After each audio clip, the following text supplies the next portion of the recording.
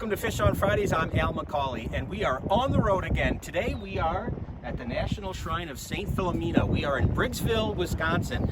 We're about 15 miles east of the Wisconsin Dells at this little gem of a place. Come on, let's go take a look. For people who come to Wisconsin, again, east of the Wisconsin Dells, you can stop at this little roadside shrine that's dedicated to St. Philomena. She's got a wonderful story I want to talk to you about a little bit today.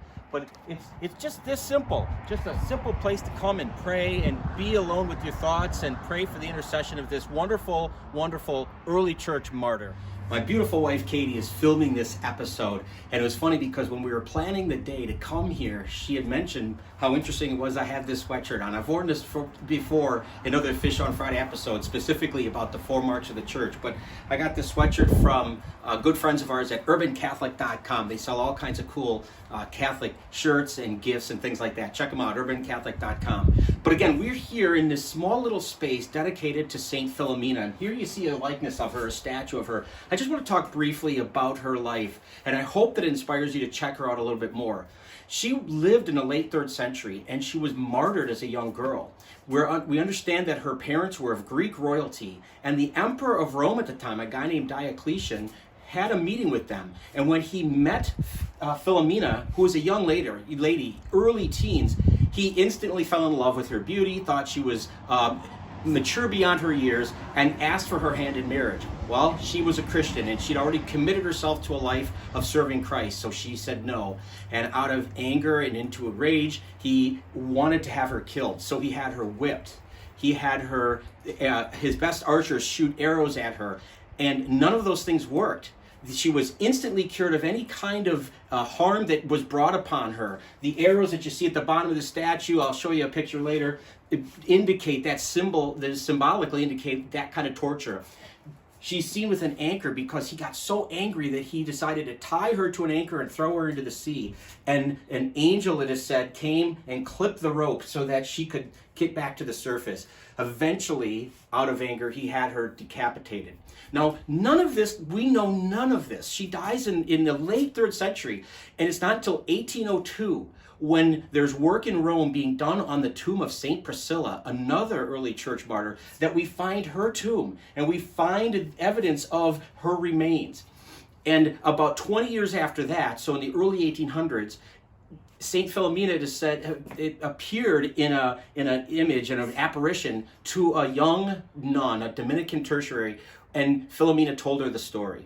What's fascinating about this is all of this really prompted a huge devotion to St. Philomena. On the outside of the shrine, you see two statues to two men who are now saints in their own right, who prayed for her miraculous intercession, and many miracles were attributed to her.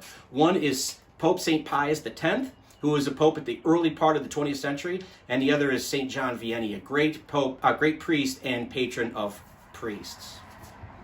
One of the ways that this statue of St. Philomena has been adorned, again, tells us a lot about her story through symbols. So as I mentioned before, Diocletian had her scourged. You see elements of torture here, the whip. You see the arrows that were meant to kill her, to pierce her, that were ineffective. And of course, you see the rope and the anchor that was tied to her when she was thrown into the sea.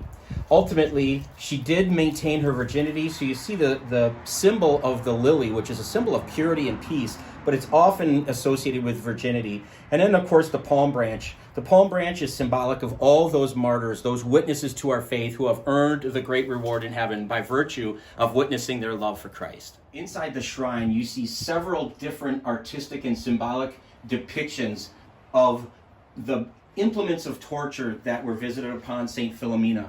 But you also see things like Mary holding the child Jesus because of her devotion to Jesus.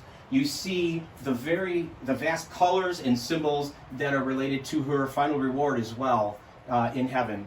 And ultimately, you see the stained glass window that depicts her beheading, and the fact that she is crowned with a martyr's crown in heaven, that she did achieve her final reward by witnessing to Christ, even with her own life. Thanks for joining us on this episode. Absolutely love doing these little road trips, and I'm glad you were along for the ride. Next time you're in the Wisconsin Dells or in that area, it's worth the 10 to 15 minute drive to Briggsville, a little bit east of the Dells, to check this out. It's a very small place, but boy, it's a place of prayer, and it's just a great place to remind ourselves of our wonderful Catholic faith and the heroes like Philomena who inspire us still today. Thanks for watching. I hope you'll keep tuning in. Until next time, be good to each other, and God bless.